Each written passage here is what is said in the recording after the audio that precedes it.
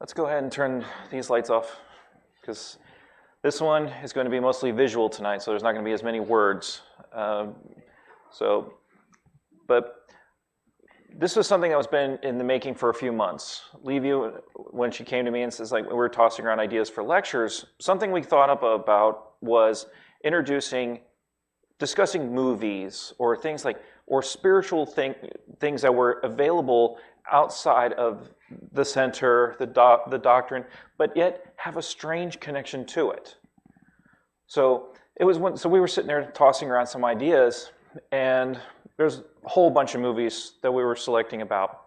And there was a few things in there that was kind of like tying in. So I was like, I'll go through and I'll pick one out and everything else. But before we started, I was sitting here thinking, like, what are the influences of the spirits and the efforts they do to enlighten humanity?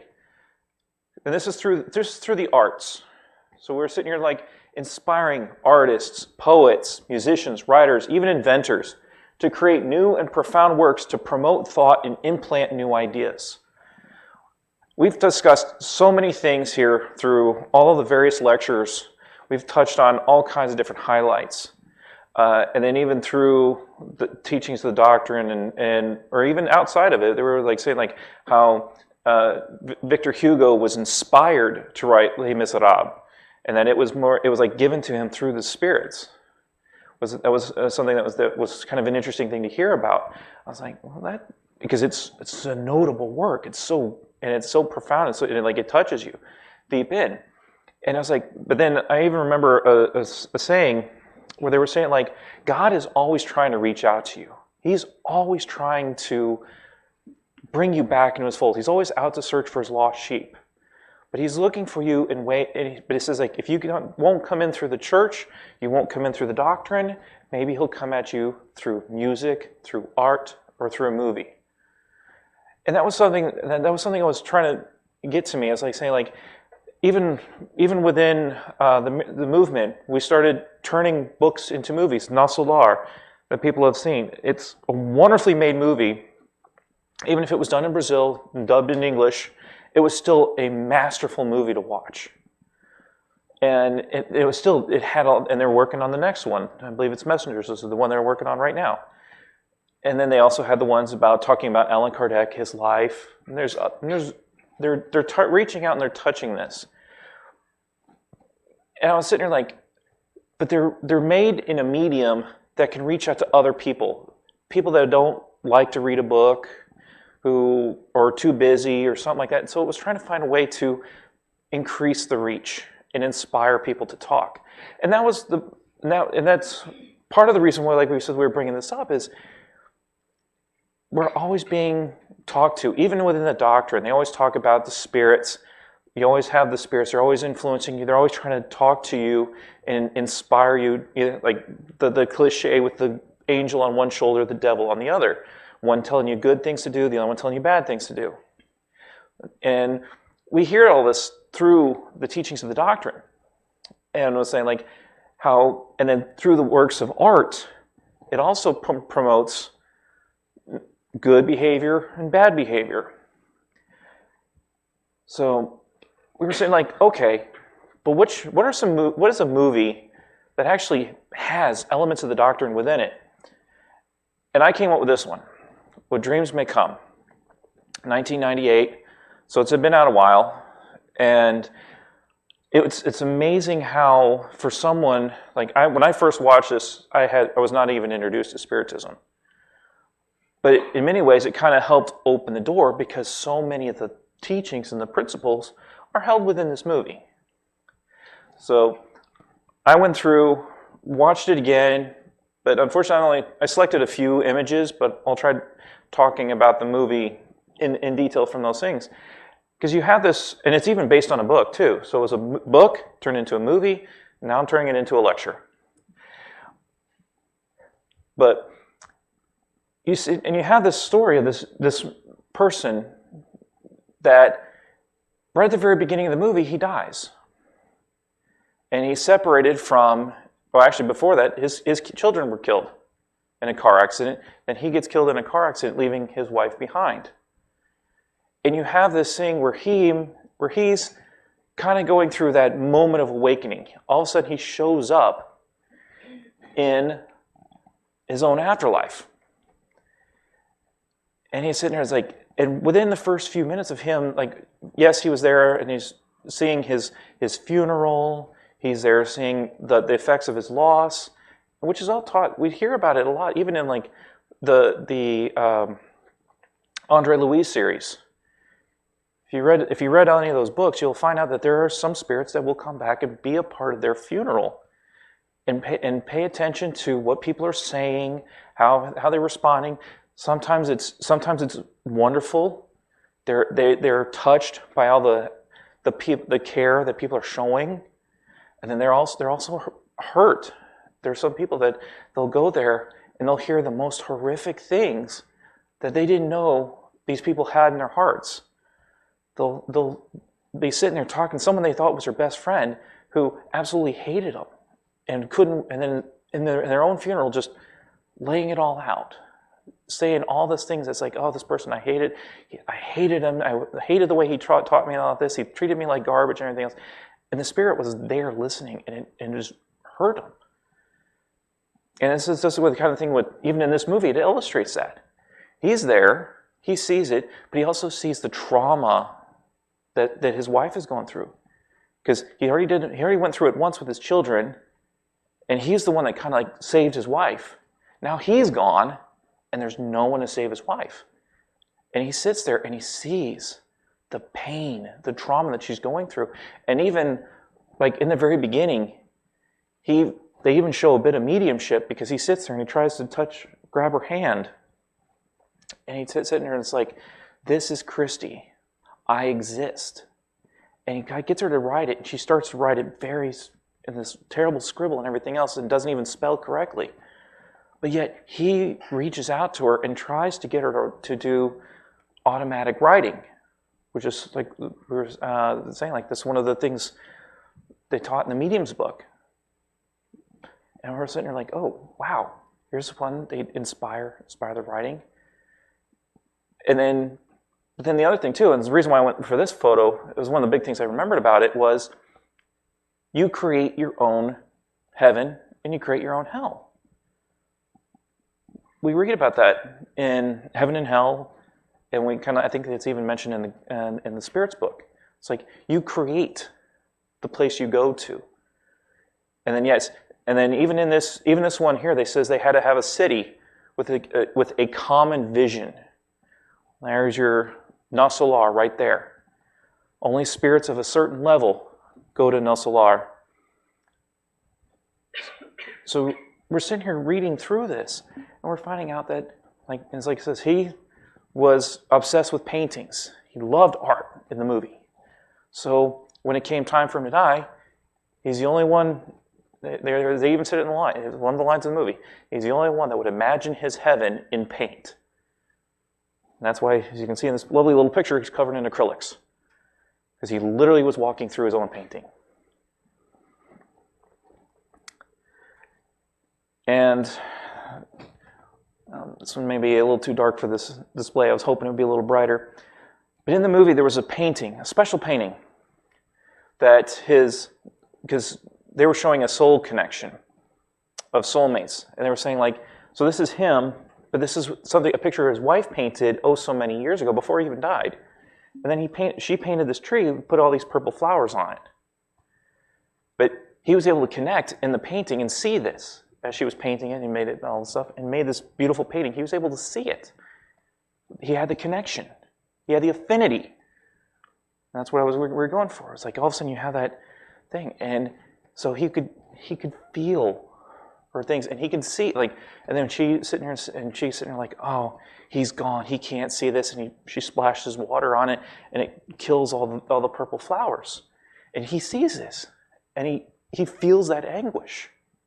And again, going back to the teachings of the doctrine, we're finding out that spirits of our loved ones, they can feel our joy, they can feel our pain. If they have that connection to us, they share. They share in our triumphs and they share in our sorrows. So here's a movie, like it says, 1998. So this is about 30 years old. And it's illustrating all these crazy points. And so, like, going into the next picture, he said, like, okay, that was a picture. That was him in the painting. Now here's him in the reality, seeing the same thing. Thank you so much.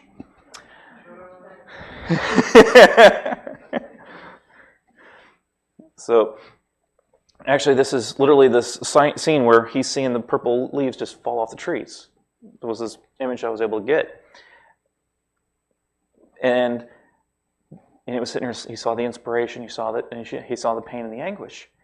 And eventually, as we're finding about midway through the movie, it says, like, she needs my help, I'm going to go get her. And he sets out on a quest to go get her. And he goes through some very scary places. He wanders through hell to go find his wife, his beloved. But then when they had this picture, and I had to rewatch the movie again, and I saw it, but to see this again, and it's at faces. It's a ground covered in faces. I was like, this is almost, again using the book No Solar, umbral, the lower zones. So they're stuck. And they need to be rescued. Now he's here to rescue someone. He's here to rescue his wife. So, but that means there's rescuers. And we've learned through No Solar that there are spirits out there who go and rescue other spirits that are stuck in these zones. And they need the help of prayers. They need love. They need all this affection. And even in the movie, again, they use the affinity. His love for her was the affinity. He says, like, we can find her through your affinity with her. You can find her. And literally in this movie, it's like, he can find her in hell. And he does. He ends up finding her all the way down. He ends up going into the valley, like basically a valley of the suicides, which is another book, Memory of the Suicides. They have their own little section. And it's like a whole place. Notice they did this and everything's upside down. So he goes to his valley of suicides and he finds his wife because his wife committed suicide. Couldn't stand being away from her kids and her husband, so he committed suicide. But where everyone else was in heaven, she went to the valley of the suicides. She was separated. And in the movie, they were sitting there saying, like, it's impossible to get to her. But he came in there with the love, the conviction, says, no, I will go. And he does. You see through the course of this movie of the efforts it takes to rescue a soul. So, going through this movie, you get to start seeing all these little bits and pieces. You see their love. You see their affection. You see heaven, all these different heavens. And they say, like, and even their kids. In the course of the movie, they take on different personas. And they don't look like themselves. They take on different things. It's something else we learned too. We don't see people as if like my great-grandparents passed away when I was a youngster. If I were to see them again, I don't know if I'd see them as I remember them in their 80s, or if I will know them in their 30s. And in this one here, maybe as another person. Or as another person, like in this movie, they showed it was actually kind of strange because there were 3 additional characters besides Christy, the Robin Williams character. You had the 2 kids, and then you had his first mentor, the first doctor that taught him. And the strangest thing of all is that the son takes on the persona of the doctor. And the doctor is there with him. And the daughter takes on a flight attendant because on a trip they took, they says like, she remembers her father saying, it's like, they were graceful, beautiful, and intelligent. And so she kind of latched onto that and sat there and even took the same name, Leona. I literally watched it this weekend again just to prepare for this. And so she shows up as this other person. And it takes her father a little bit, but after a while things start to click. And he starts to perceive things. And he's like, you're my daughter. And basically he ended up saying, like, do you still play chess on the weekends every night? And she's like, no, I just wait for the right partner. And then it's when she does the switch and shows that she was his daughter the whole time. And he was there. She was there the whole time. Same with his son. It took him a little longer to figure out it was his son. But as we were finding out through the doctrine, we were seeing their saying, like, your loved ones will be there. You may not recognize them, or they may be, or like even using Cuba Gooding Jr.'s character at towards the beginning of the movie, he's all blurry. He can't quite perceive him. He's not yet in tune. He's not ready to make the connection. It takes him a little while. And that's the same thing, we hear that with spiritualism. Andre Louise, when in the Nasalar, he can't remember his mother. She's all the way up here, he's down here. The vibrational levels is so different that he can't perceive her. It takes him a while before, I think it's at the very end of the book, is when he finally, after he does through all this learning and spiritual work, that he was able to finally get a visit from his mother. And then if you go to the Emmanuel series, you get the same thing with Emmanuel and his wife, Livia. Doesn't see his wife until it's time for him to die, when Vesuvius blows its top. It was one of those, so you have this wonderful movie that's filled with all these different principles and stuff. And you're sitting there saying, like, as far as I know, the author, the movie makers, none of them were spiritists. So where did they get this movie? And then, especially towards the end, at the ending, they suggest reincarnation. They say, oh yeah, you can go back. You choose to go back, you go back. And they said, like, okay, we'll go back and find each other again and make different decisions. Is that not one of the primary tenets of the doctrine? Why are we here? Why do we reincarnate? To make different decisions. So we were sitting here, so we're talking about this one, and we're like, okay, you take this movie and you just see all these little bits and pieces. And then you go and you find out, for, like, I know we have a few people here that are new, never saw any spiritism before or anything else. But then we have some books. They're over 150 years old. Allan Kardec and a group of spirits and other collaborators from all over the world worked together to create the 5 books of the doctrine. They did interviews with spirits and everything else to create this book with all these thoughts that were mind-blowing 150 years ago. Even to this day, they're still wild, radical. But yet, when you start putting things together, in many ways they make sense. Even in the context of this movie, it makes sense. It just flows. It's a beautifully made movie. And it's got a great message to it. And I was like, there's no villain. If anything, you're fighting yourself. His wife gave up holding on to hope or something like that. It says, like, oh, I'll never see my kids again. I'll never see my husband again. I'm lost. I'm alone. And she commits suicide. And then he faces a challenge and says, like, I'm going to go rescue her. But there's no villain. What are you facing? You're facing your own choices. You're facing your own thoughts. You're facing your own emotions. And it's something you don't see a lot of that. Like, I mean, what are the big movies today? Mostly they're Marvel movies, Star Wars, Star Trek. What are some of the other popular ones? I know, like, Disney's throw out like Lightyear and there's a lot of other movies out there. And it's like, but most of them are sitting there like, gotta have a villain, gotta have a good guy, good versus evil, something like that. And you get that little clash. So it's rare when you see one of these things where It's a different type of story. Like I said, we were discussing all kinds of movies. We were thinking, it's like, we were talking about Sixth Sense, because that's mediumship right there. I didn't do Ghost, but that's a good one too. Let's see.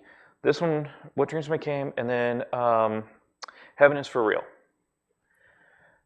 And I couldn't let Heaven for Real go because as doing this lecture, I was sitting there saying, like, you know what? That's another. Now, Heaven is for Real. That's actually based on a true story.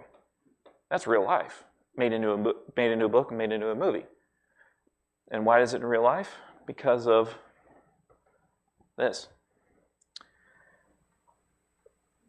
Heaven is for Real had a little boy, fell out of a tree, came back, but he was cured. He had an illness or something like that, or they thought like he wouldn't be forever, and he came back perfectly fine, perfectly healthy. And I think he had like an ailment or something, and it was gone. And he was sitting there saying, well, what do you mean? What do you saw? And he said, I saw him. And the strange thing is, this was painted by a little girl, age 8, and I believe when they saw it, she was doing a special on Oprah.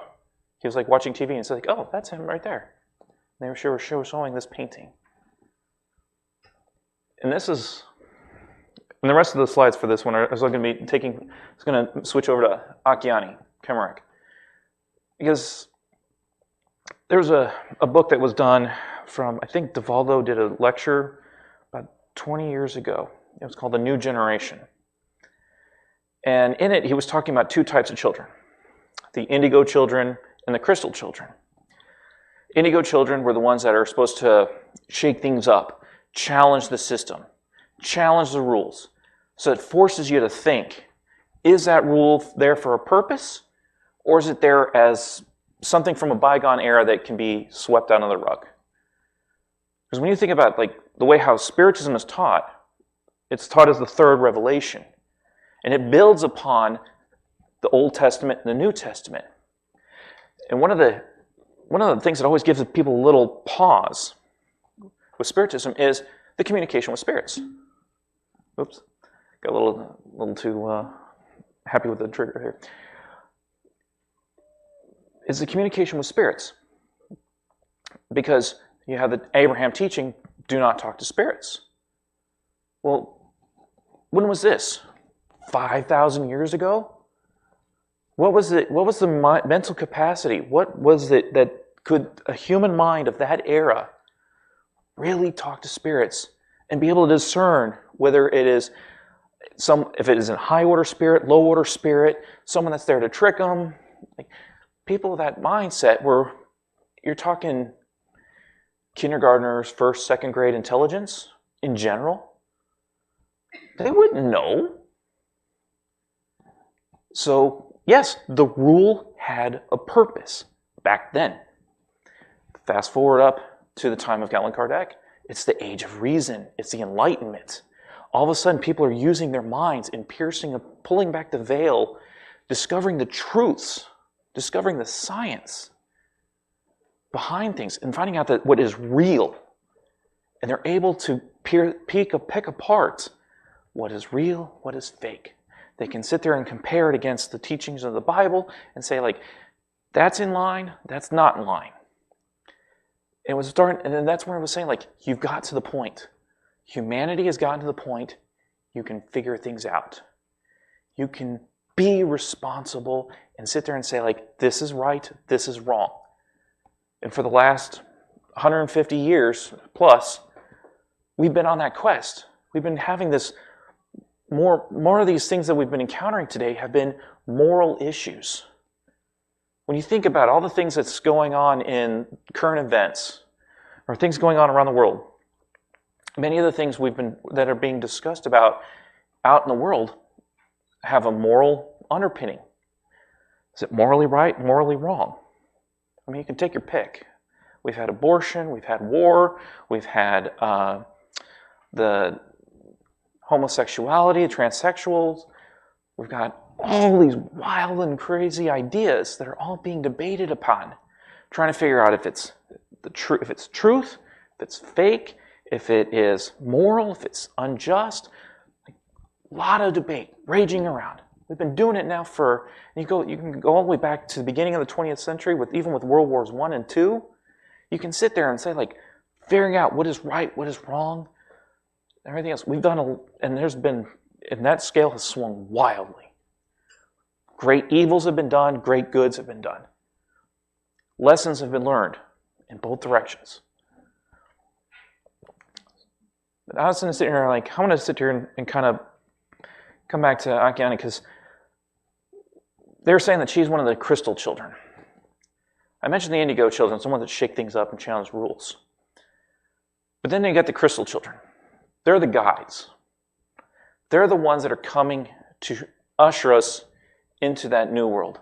The doctrine teaches us we're in a world of trials and atonements. But there's been a lot of more recent writings that's saying, no, that's not true anymore. We're transitioning. We're in the middle of a transition. And we've kind of like just recently passed the 50% mark. We've about halfway done our transition. So we're no longer a world of trials and atonements. We're at the very beginnings of a world of regeneration. And when you start going back to the teachings of the doctrine, you start looking at it, it's like, well, what's a world of regeneration? Well, goodness is going to start to prevail a bit more. The question, the conflicts of the day is going to be more moral. We're not going to be focused in on hurting each other and everything else. We'll be sitting there thinking, we'll be working more on the slights. It's like the people that cut us off on the roadway. It's like, did they physically hurt me? No. Did they inconvenience me? Yes. Or they did something that was kind of unsafe? Certainly. Did it hurt my spirit? It made me a little angry. I wasn't happy after that. My vibration dropped. But that's, when you think about the world of regeneration, that's like kind of like what things are going to be. It's like we're not going to focus on physically hurting each other and physical violence. We're going to be sitting here talking about the more moral issues. And again, bringing up the things of current events. We're already doing that. We're discussing all these issues. We're trying to open it up, throw all these ideas out there, and trying to figure out what is truth, what is something from a bygone era, what is man-made, what is like not even something, like my lecture from, I don't know if it was my last lecture or the one before, I was sitting there saying, like, whatever is not ordained by God is doomed to be removed. It's going to be ripped out. It's going to be thrown away. So we're in that period now where we're starting to kind of take note and figure out what is actually supposed to be here and what is not. We're learning, we're getting to that point as humans to sit there and say, like, this is the way we're supposed to go. We're supposed to all become heavenly. We're all supposed to be divine. We're all supposed to be like angels eventually, over time. Not today, not next year. Like I said, we're only, like I think they were saying, like the transition period is like 140 years long, and we're like 70 years in. So we got another 70 years to go before we finish this transition or something.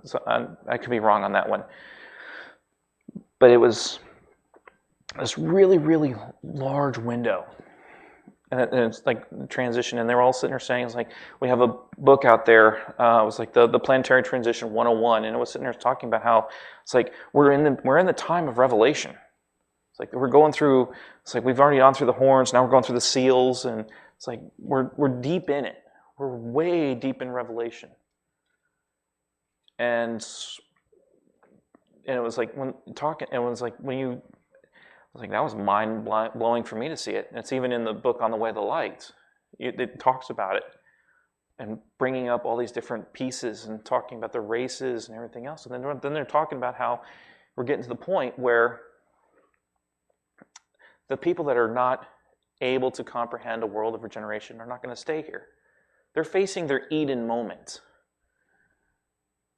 They're being exiled to go to another planet, where they will become the Egyptians, the ancient Hebrews, The people of history that had all this wonderful knowledge. It's like we have no idea how the Egyptians knew how to build the pyramids with the technology of the day.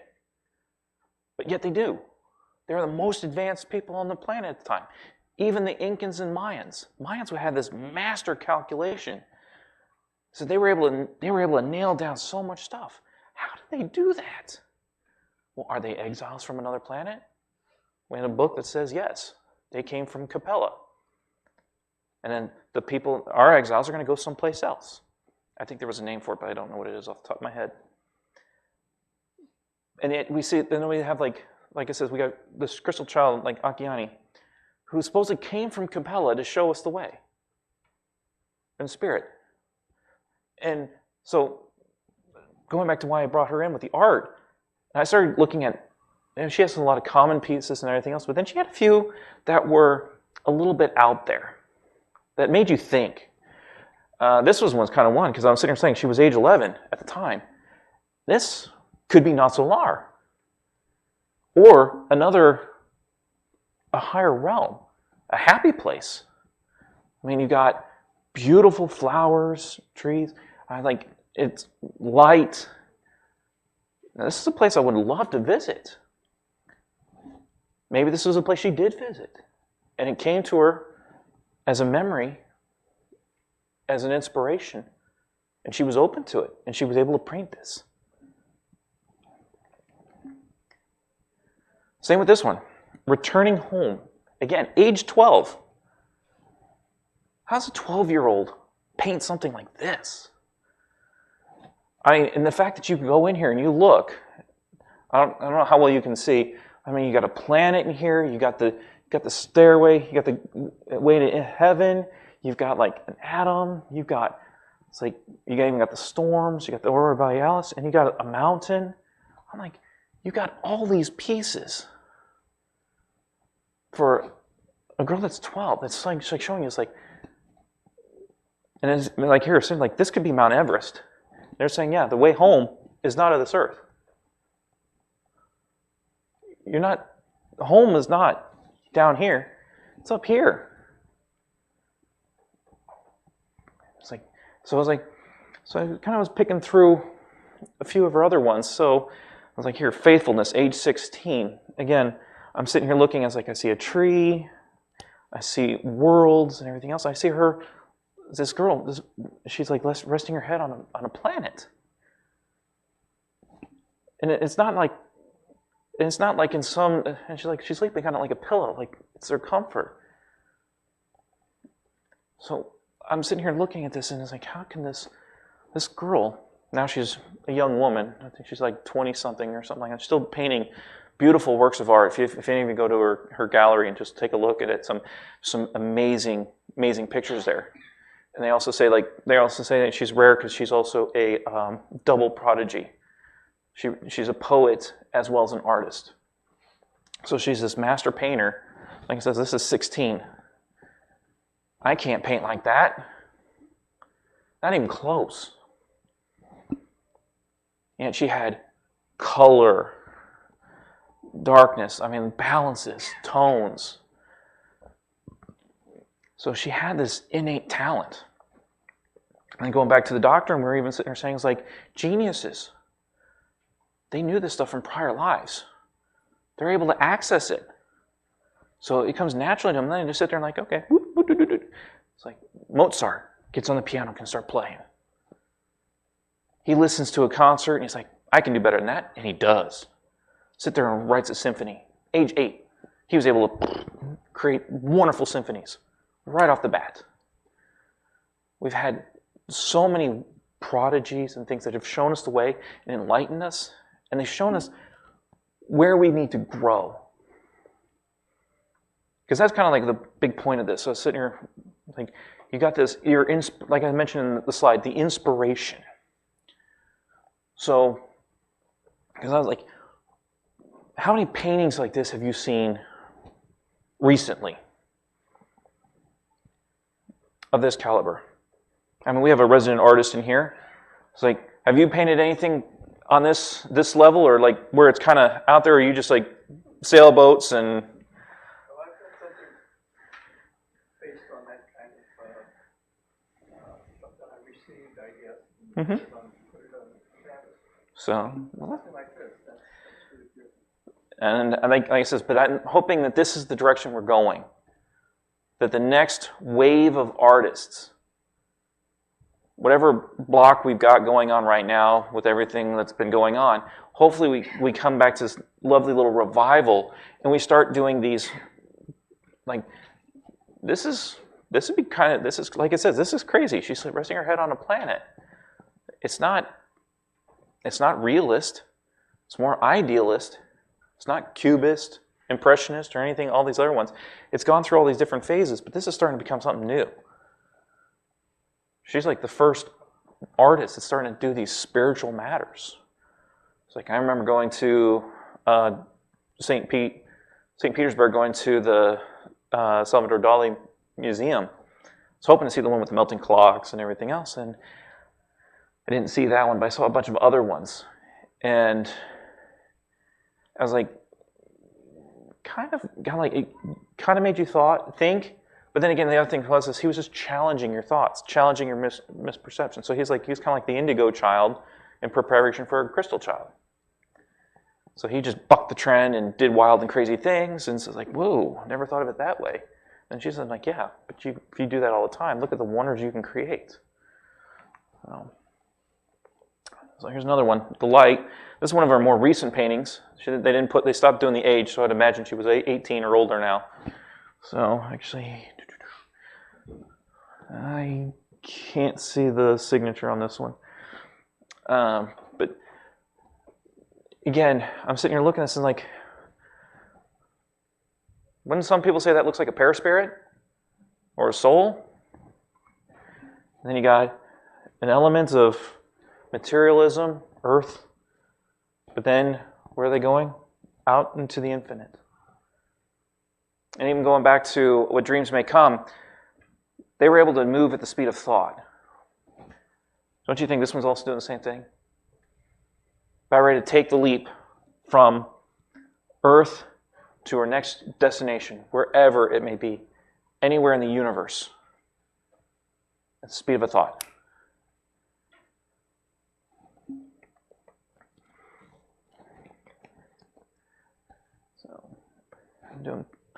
But I was sitting here looking at this and just imagining, and the other thing too, one other reason I chose this one too, was the James Webb telescope that came out, how it's been piercing back and showing, refining these images, the Hubble images that have come out. And this is kind of like one of them that I remember seeing, that they refined it even more, where they were saying like you can see the myriad of stars being formed on the edges of this.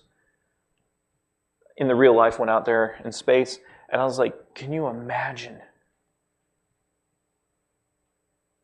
It's like, we can barely contain the wonders of this planet. We explore just the wonders on this planet. Imagine the wonders out there that we can't even see. I mean, we've been so fascinated. We're fascinated with the deep. We're exploring the depths of the oceans. We've gone there and we've explored Jupiter. We've done all the planets, finding out, trying to figure out what's making that great red spot in Jupiter, the big swirling storm, go for thousands of years. Why that thing just keeps on going, that giant hurricane. It's just total fascination.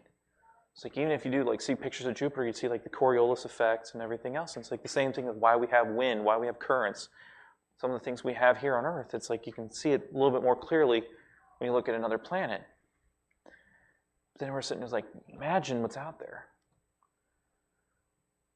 And as we learn through the doctrine, it's like, there are spirits out there, all different levels. From the lowest level all up to the most advanced. Beyond the levels of Jesus, if you can imagine that one. That was a mind bender to hear that one. It's like, Jesus is not the top dog. He's a top dog for Earth. But there's worlds where he's but a student. And I'm like, if he's like the greatest human ever on earth, the great example of earth that all of us should be emulating, and he's not yet the most perfect being, there's more above him, what does that say? I mean, like, that huge spectrum. I think, I mentioned this a couple times. One of the other lectures, Al, he has that lovely little graph where he has the line that goes from one corner to corner, and it has like third order, second order, and first order spirits. And he always says, well, we're way down here. And we keep thinking like up here is Jesus.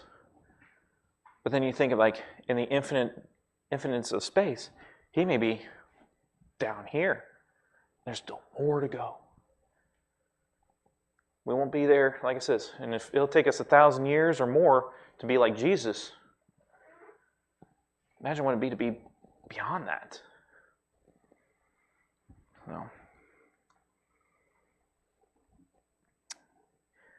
So here's another one. Regeneration. This is another one too, because this one also kind of harkens me back not only to what I said with what dreams may come, but Nasalar as well, because it looks like she's pulling the spirits of these plants out of the swamp. You see it like this one's here is pulled in, but this one's nearly free. This one's almost there. This one's getting clear. It's like they're rescuing it. They're regenerating. They're bringing it back to life. It's like, this was like a 20-year-old woman painting this. It's like, who would have thought that? It's like, what can you see? Is this the aura with the different chakras? Like here's the crown chakra, and now here's the root chakra that we mentioned. I mean, makes you think. And that's the point. Spirituality in the arts. It's like, I'm pretty sure she has not been introduced to Spiritism at all, from everything I've seen. But yet she has this innate knowledge of it. Things that we learned, or are learning, or will learn, she kind of already knew. And that's where it says, like, things start to be where we need to have a sign of hope. Because if she's supposed to be the guide for the world to come, and this is the knowledge she has at 20, what kind of knowledge is she going to be able to impart for the rest of her life here? What about the others that are coming, that have come? We were saying, like, there's a reason we don't hear from Emmanuel or Andre Louise anymore. Because he says, one of the last books Emmanuel wrote before Chico passed, he said, like, Emmanuel was born. The spirit of Emmanuel was already born again in Brazil before Chico passed. So, let's see, does anyone remember when he passed? I think it was like 2002? So, today's 2022. So you're talking, Emmanuel is about the same age, 20-something, roughly around 20-something. Andre Louise also is maybe a couple years behind. These are like big notable spirits within the doctrine. They both said they're coming back. So we have Akiani. So, and then we're saying like Emmanuel's back already, and Andre Louise is back. We just haven't heard of them because they're still young. They're in their 20s. We'll feel their presence. They'll guide us. They'll show up and guide us. And who knows who else is back? We only know those two. Who's to say some of these other notable people that can shake people's minds and thoughts? Like they were saying, like Benjamin Franklin said he didn't need to come back. Maybe he is. Maybe he's going to help us. All these wonderful spirits are coming to help us into this next level. And they're like it says, like, and they're probably already started. Like at least Akiani, she's already started. She's starting to show us the way through her art. Who else is out there to inspire our thoughts in a more positive direction? Whether it's the doctrine or not. But to get the wheels turning, to reach out and say, hey, Humanity, you're on your path to the next level. Let's start working towards it. Let's bring it in. Let's make it happen. We're engaging you. We're talking.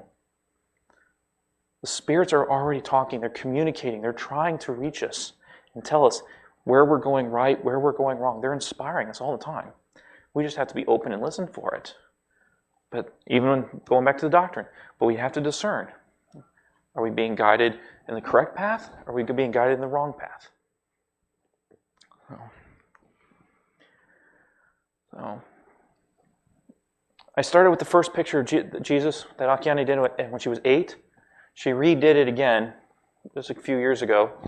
This one does have a date. It was 2017.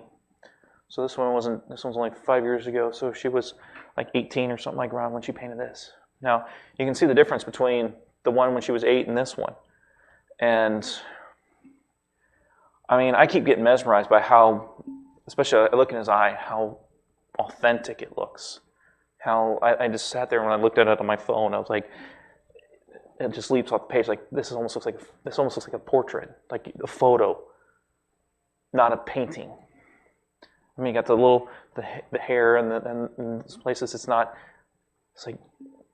a masterful work of art.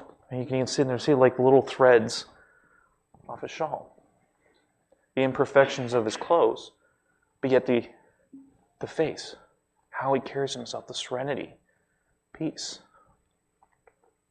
And with that, I'm going to have us transition over into our vibrational levels in preparations for the Pass.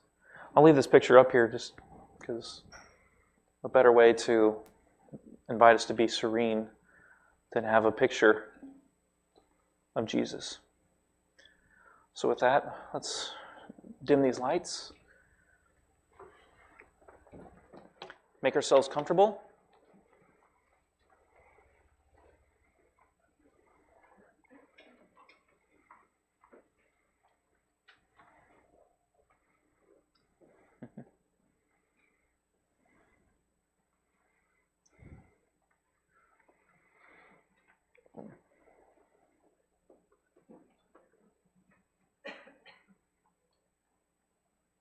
Thank you. So let's all take a moment, close our eyes, take a deep breath in. Let it out.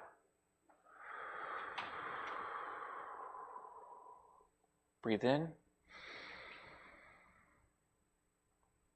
and breathe out.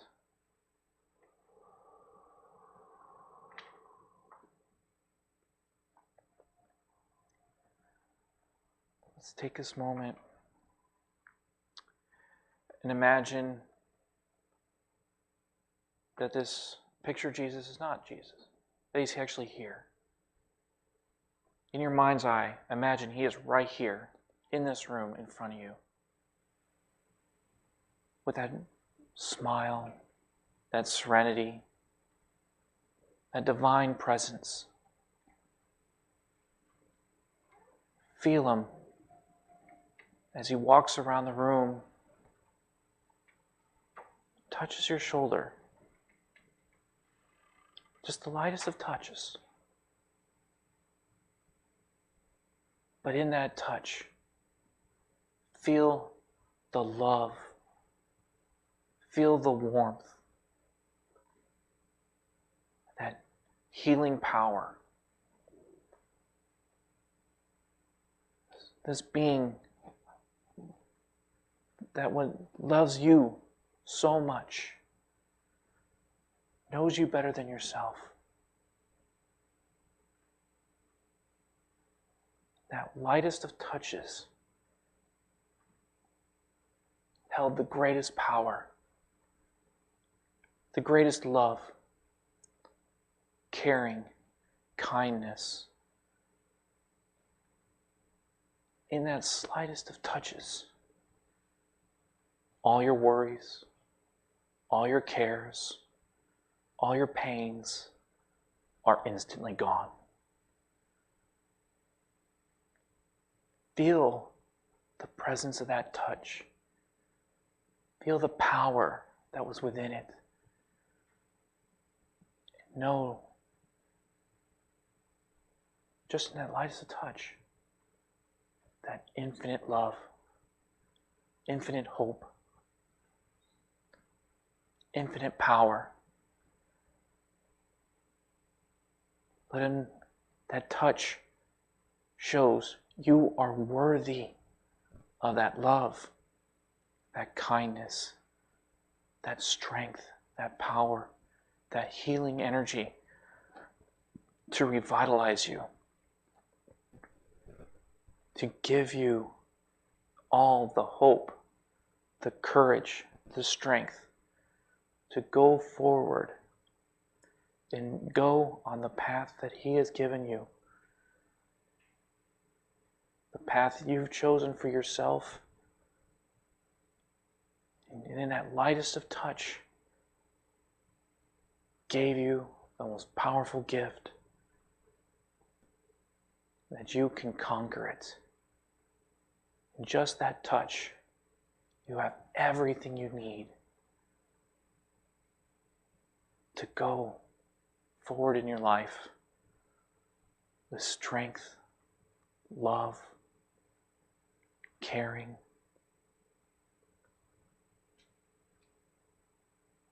Continue to breathe deeply as we prepare for the passes.